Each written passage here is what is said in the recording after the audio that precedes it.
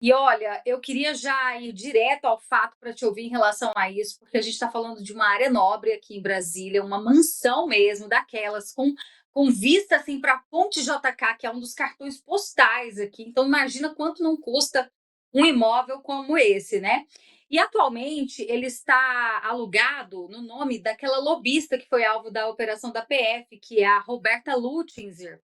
Essa Roberta, só para que a nossa audiência, refrescando aqui a memória, ela é amiga do Lulinha e sócia do Careca do INSS. E essa casa, deputado, serve como espécie de base, né? Eles falam até em QG, para que o Lulinha, durante as suas visitas à capital, ele fique nessa mansão. Então, quero te ouvir sobre isso, porque as informações não param de chegar e cada vez mais colocam o Lulinha no centro dessa investigação da Polícia Federal.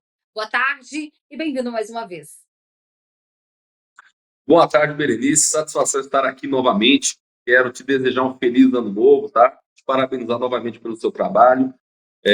Desejar também um feliz ano novo para todo mundo aí que está na audiência nesse momento, pessoal que acompanha o trabalho da revista Exato, tá bom? Olha, é aquela velha conversa, né? O que que tem nariz de porco, orelha de porco, rabo de porco, mas falam que não é porco? É a terceira vez, Berenice, que o Lulinha se envolve em polêmicas, polêmicas envolvendo escândalo de corrupção.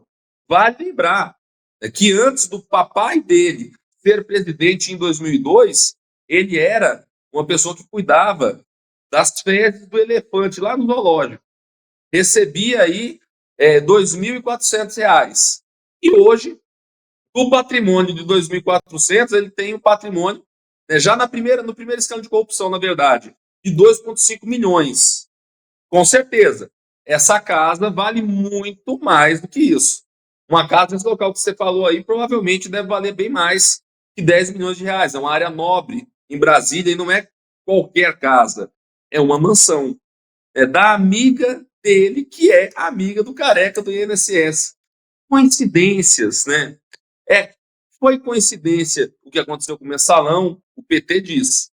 Foi coincidência o que aconteceu com o Petrolão, na boca dos petistas.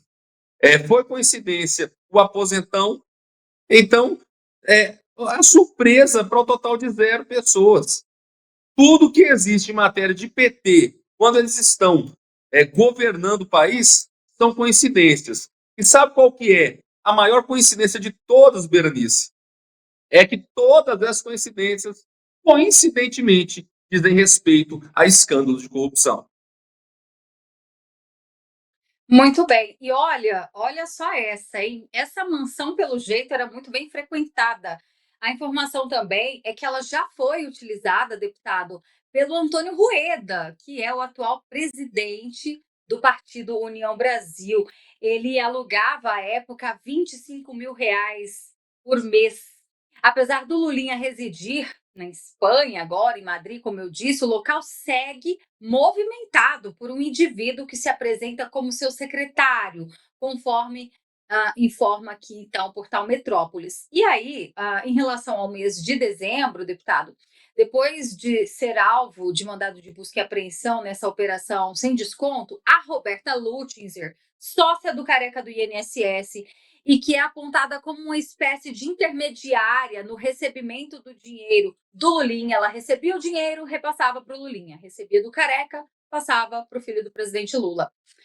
A Roberta publicou em dezembro uma foto lá nessa mansão no Lago Sul. A imagem destacava seus tornozelos livres de tornozeleira eletrônica, tendo ao fundo a ponte JK e o Lago Paranoá. Até onde eu sei, parece que ela tinha essa medida cautelar, né, de usar uma tornozeleira eletrônica e todo esse monitoramento. Como é que o senhor vê esses absurdos sendo revelados e nada acontece, né? Quando era com a família, aliás, quando é com a família Bolsonaro, aliados, pessoas da direita, essa fiscalização não deixaria passar uma situação como essa, hein?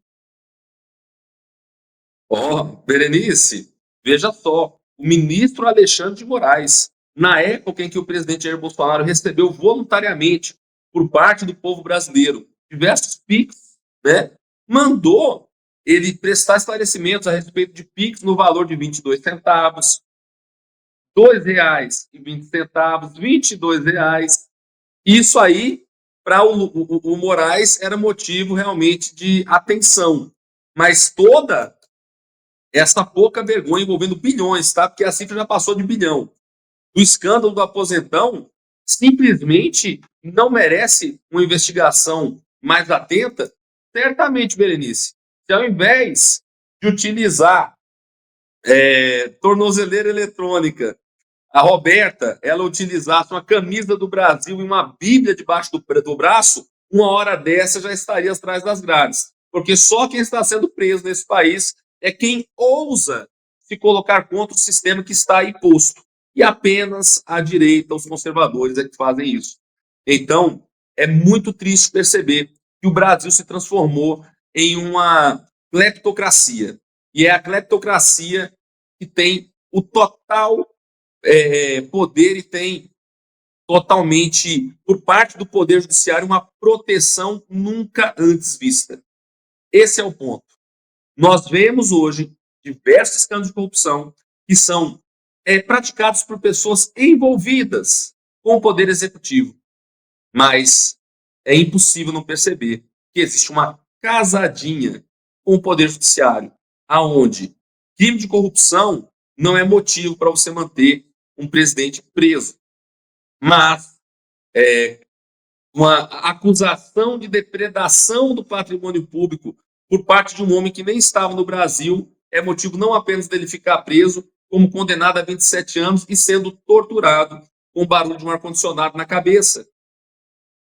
Não resta dúvidas. Ninguém acredita neste país que algo vai acontecer ao filho do Lula, porque é o filho do Lula.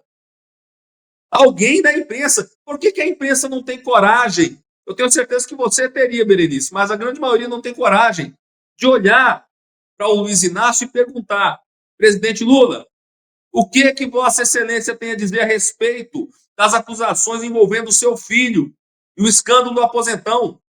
Não era o PT que estava jogando esse escândalo na conta do bolsonarismo, dizendo que, na verdade, isso teria acontecido na época do Bolsonaro? Bem, então quer dizer que o Bolsonaro ele favoreceu o irmão do Lula, o careca do INSS, essa Roberta aí, e o filho do Lula também. É de interesse do Bolsonaro isso. Olha, brincadeira, um malabarismo retórico que essas pessoas fazem para tentar justificar o injustificável. Pois é, deputado. E como o senhor tem visto a inércia, sabendo a inércia, digo, da Defensoria Pública, do próprio Procurador-Geral da República, que é o órgão máximo representando o Ministério Público do nosso país, porque sendo Lulinha ali, né, um investigado, e é óbvio que ele está sendo investigado nessa questão do roubo dos aposentados, a vinda dele para o Brasil e nada ter acontecido, ele até o momento não foi chamado para ser ouvido, né? Isso fez com que algumas figuras políticas agissem. A própria oposição, deputados aqui de oposição, protocolaram um pedido ainda no dia de ontem para que o Lulinha, a ele seja aplicado medidas cautelares, um monitoramento, né? Sugeriram inclusive o uso de uma tornozeleira eletrônica, e também temos a ação movida pelo advogado Jeffrey Schichini, que alega justamente o motivo por ele não estar residindo aqui no Brasil seria uma forma de garantir, por meio de uma prisão preventiva, garantir que ele não se furte de uma eventual responsabilização. O senhor acredita que esses pedidos vão prosperar, sendo Lulinha filho de quem é? Com certeza, eu não acredito que irão prosperar. Eu percebo que se a gente fizer uma comparação simples de famílias, tá? Vamos comparar como que o Poder Judiciário brasileiro trata a família Lula e vamos comparar como é que eles tratam a família Bolsonaro. Porque, veja só, quando houve aí uma ideia de que talvez Eduardo Bolsonaro estaria construindo algo junto ao governo norte-americano para responsabilizar Moraes e Lula, então ele estaria traindo o país, foi aberta investigação contra ele estaria tentando pressionar o Poder Judiciário, né? Desde quando você fazer reclamações, denúncias de direitos humanos, que é um direito de qualquer cidadão, ainda mais brasileiro, porque nós estamos sob a égide dos direitos humanos de maneira voluntária. O Brasil ele é signatário de pactos internacionais de direitos humanos. Então, isso é motivo suficiente para perseguir uma pessoa e forçá-lo ao exílio. Eduardo Bolsonaro está exilado com a sua família contra a sua vontade, porque senão ele vai parar no mesmo lugar onde o pai dele está hoje, né? Mesmo sendo inocente, mesmo ao arrepio da lei, o presidente Bolsonaro está preso. Em contrapartida, quando você deixa a família Bolsonaro de lado e compara com a família Lula, nós temos um descondenado que foi julgado em primeira instância e condenado, que foi julgado em segunda instância e condenado, e ao chegar ao STF eles falaram que existia ali um vício processual e não de mérito. Quem fala que Lula é inocente está falando de mérito. Esse mérito não existe. Ele foi condenado e o mérito foi julgado. Depois descondenaram ele, colocaram ele em liberdade, não por um julgamento de mérito. E o que é o mérito? É o que de fato ele fez, mas sim por uma questão processual. Isso é uma diferença que faz toda a diferença. É uma diferença muito importante. Então, vejam só, Lula foi descondenado, colocado em liberdade, elegeram ele, né, presidente, não sei quem elegeu, e aí, agora, o filho do Lula está envolvido pela terceira vez. Berenice, é a terceira vez que esse moleque se envolve em escândalo de corrupção. Mas ele não perde o seu direito de poder viajar ao mundo, o seu passaporte não é retido, ele vai lá para a Espanha, onde ele tem a sua casa luxuosa, e vai poder continuar por telefone tratando dos seus negócios aqui no Brasil. Essa é a maneira extremamente suspeita, para dizer o mínimo, que o Poder Judiciário aplica 2 pesos e 2 medidas. Uma para a família Lula, outra para a família Bolsonaro.